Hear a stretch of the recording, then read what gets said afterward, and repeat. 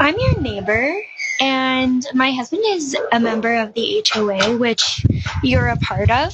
And he's come here several times to give you fines for stuff exactly like this box right here and this whatever the heck you have all over your front porch. And you've yet to pay any of those fines. So I'm going to need you to pay those and quit disrespecting my husband and the HOA, which you chose to be a part of. If you don't pay those by 5 p.m. tonight, you owe like $550 or something close to that. And if you don't pay those by tonight at 5, I'm going to call my brother-in-law, who's a police officer, and he's going to pay you a little visit.